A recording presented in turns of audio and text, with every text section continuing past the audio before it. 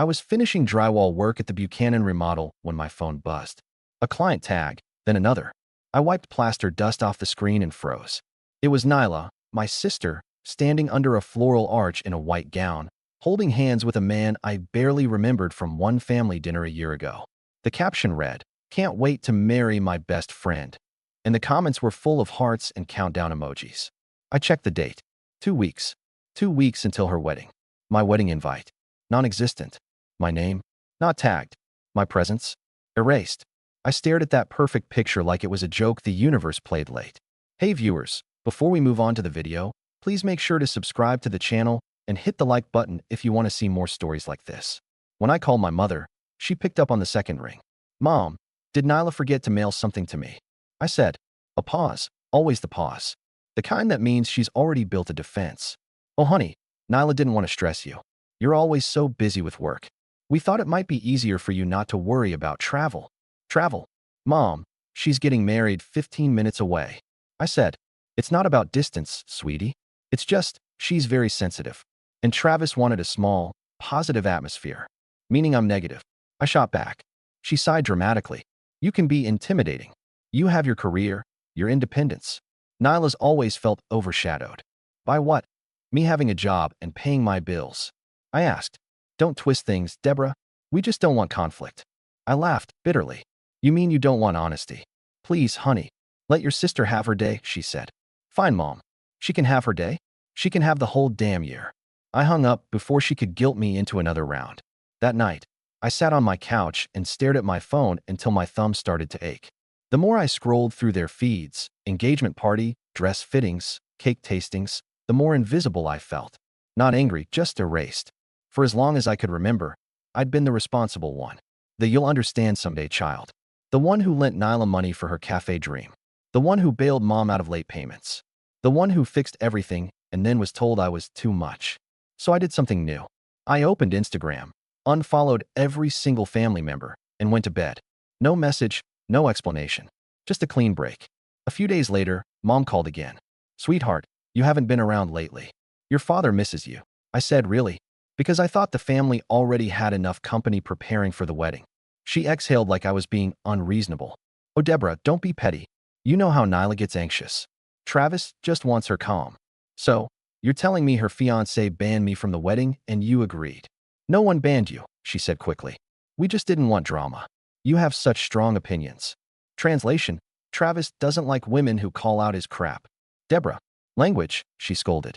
"You're always so defensive." I laughed. "I learned from the best." She sighed. "You'll regret this distance someday." "Maybe, but not today," I said and hung up. A week before the wedding, I dropped by my parents' house to return Dad's drill. The air felt thick the moment I stepped inside, like guilt and potpourri mixed together. Mom was baking cookies, the pretend normal kind of gesture. Dad looked surprised. "Didn't expect to see you, kiddo," he said. "I figured I should return your tools before the next major event I'm not invited to." He flinched. "You know how your mother and Nyla get." "No, Dad. Enlighten me." "Travis thinks you don't care about family, that you're too career-focused." I smirked. "He's right. I care about my peace." Mom chimed in. "It's not personal, honey. You helped with her cafe, and that's what sisters do. You've already given so much." "Yeah, apparently enough to be cut out completely," I said. They exchanged a look, the kind that said, "Don't argue. She'll win." I dropped the drill on the counter, said, "Good luck this weekend," and walked out before they could lecture me about forgiveness. That Friday, I got a voicemail from Mom. "Hi, honey. Just wanted to say we love you, even if things are a little tense right now. Everyone's having such a beautiful day. Nyla sends her love. We didn't want to make you uncomfortable, so it's okay that you're not here. Hope you're relaxing and doing something fun this weekend."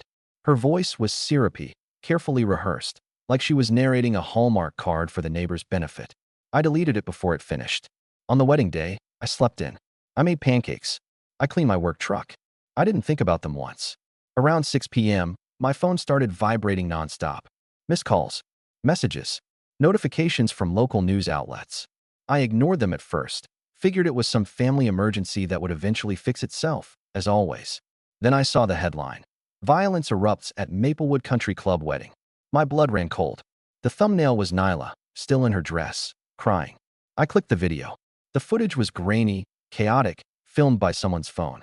Guests screaming, glasses breaking, and right in the middle, Travis, red-faced, yelling, "You humiliated me," and Nyla shouting back, "You cheated on me," before he slapped her across the face.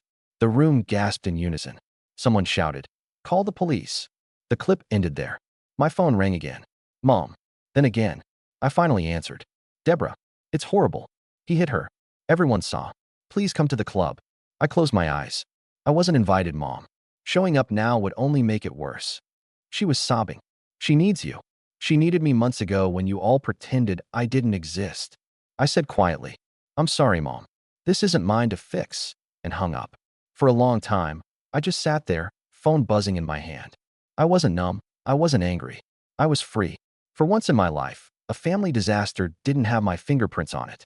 I didn't have to clean, save, or rescue anyone. I didn't have to play the good daughter. I just let the silence stay. Because for the first time, the chaos didn't belong to me. It had been 3 days since the wedding when the story hit every local news channel, and I couldn't scroll for 2 minutes without seeing my sister's face frozen mid-cry. The video kept looping on gossip sites, the captions switching between "tragic wedding scene" and "groom snaps at bride," as if it were entertainment, not humiliation. My phone buzzed constantly with relatives I hadn't heard from in years. "Have you seen it? Is she okay? How could he?" I ignored them all. Mom left voicemail after voicemail, her voice swinging from sobs to guilt trips. "Deborah, we need you.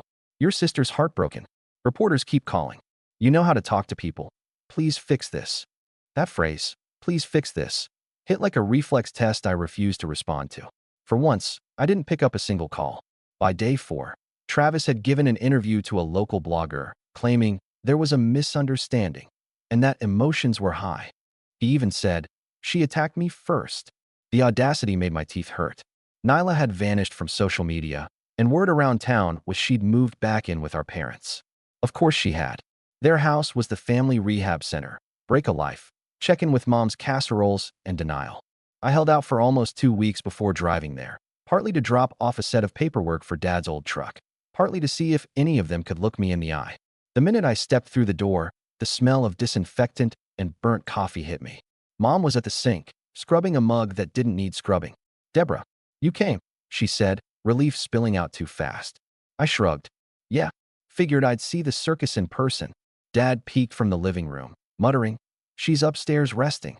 Reporters have been outside every day." "Yeah, that tends to happen when your husband punches you in a ballroom," I said. Mom flinched. "Please don't say it like that. She's fragile. She's 33, not porcelain." I said, "Where is she?" "Sleeping." Mom said, "She barely eats. She blames herself." I leaned against the counter. "Of course she does. She's been trained to." Mom froze mid-scrub. "What's that supposed to mean?" "It means you taught her to make excuses for men so she wouldn't end up like me. Independent and inconvenient." She slammed the mug down. "That's not fair, Deborah." "Neither was the guest list." I said. Dad mumbled, "Enough, both of you," but no one listened. Nyla came down the stairs a few minutes later, pale, wearing one of Dad's old sweatshirts. For a second, I didn't recognize her. Her voice was small. "I didn't know he'd do that, Deb." "I know you didn't," I said quietly. She looked at me, eyes wet. "Everyone keeps asking why you weren't there." "Because they didn't want me there." I said. "Because I would have told you to run before you said I do." She laughed once, bitterly. "You were right. I didn't want to be," I said. She wiped her face and whispered, "He's gone. The police took him after the video." Mom jumped in. "He's posting lies online. He says she provoked him. It's ruining her reputation." I stared at her. "Mom, her reputation isn't the problem. Her trauma is. Maybe focus on the right thing for once." Mom looked ready to cry. "I just want the family to heal. Then stop pretending nothing happened." I snapped. The room went quiet except for the hum of the fridge. After a while, Nyla said softly, "I wish you'd come that day." I met her eyes. "No, you don't. If I had been there, I would have dragged you out before the vows, and you would have hated me for it. You needed to see it yourself." She nodded slowly, tears sliding down. "It's over now." "Good," I said. "Then make it mean something." On my way out, Mom followed me to the porch. "Deborah, wait," she called. "I'm sorry we shut you out. We thought we were protecting her." I turned. "From what reality?" She shook her head, desperate. "You've always been so strong. I thought you didn't need us." I laughed under my breath. "You were right, Mom. I didn't." She reached for my arm. "Don't walk away angry. I'm not angry, I said. I'm just done being everyone's safety net. Her eyes filled with tears. We need you, Deborah. I shook my head. No, you need to start needing yourselves. Then I walked to my truck. That night, I poured a drink and scrolled through my phone. The video had racked up over 6 million views. Strangers were dissecting my sister's life like it was a TV show. Some defended her, some mocked her, some debated the psychology of women who ignore red flags. I closed the app. For years, I'd been the quiet witness in a family that mistook silence for loyalty. But silence can also be a statement. A week later, Mom texted me again. Your father and I are worried about bills. The cafe debt, the house payments, we might lose the property. Please call. I didn't reply. Not yet. I looked at the message, sighed, and said out loud, here we go again. Because even after a public scandal, the family cycle was already gearing up for its next act. And though I didn't know it then, that text was the first crack in the next storm. The one that would make every secret they'd kept finally come crashing down. It started with a text from my mother saying they might lose the house. I almost ignored it, assuming it was another crisis designed to pull me back into the family orbit. But when my father showed up at my door a few days later, his hat twisting in his hands, I knew something had gone truly wrong. He looked thinner, older, the way people do when lies start to rot from the inside. He said they were behind on payments. That confused me, because I had been sending $1,100 every month for the last 4 years to cover what I thought was their mortgage. I asked him what happened, and he just looked at the ground. That silence told me everything I needed to know. The next call to my mother confirmed it. She tried to sound reasonable, as if explaining a small accounting mistake, but her words unraveled fast. They had taken out a home equity line of credit years ago, a HELOC, supposedly to help Nyla with her debts after the cafe collapse. It wasn't my loan, yet my name was on the paperwork. Apparently, my helpful monthly transfers had been paying down that debt all along. When I asked how that was possible, my mother finally admitted the unthinkable. Nyla had signed my name because it just made sense since you were paying anyway. I hung up before she could start crying. For hours I sat at my desk going through old emails and bank statements. Every wire, every confirmation, every thanks honey message from Mom lined up perfectly with the HELOC payment schedule. I realized that the house I thought I was helping them keep had already been safe. The money had been feeding a lie built on my reliability. I wasn't the responsible one. I was the funding source for their denial. That knowledge didn't even make me angry at first. It made me tired in a way I hadn't felt before, like the weight of every family favor I'd ever done suddenly collapsed on top of me. When I confronted them in person later that week, the scene felt rehearsed. Nyla cried. My mother apologized in circles. My father stared at the floor. They spoke about intentions, about family, about desperation, as if good motives could turn theft into sacrifice. I didn't shout. I just told them I knew exactly what they had done and that I was finished pretending the line between love and manipulation was too blurry to see. Nyla said she hadn't known. Maybe she hadn't. Maybe she just never asked where the money came from because it was easier not to. I spent the next morning at a lawyer's office. The numbers were worse than I expected, almost $200,000 taken under my name.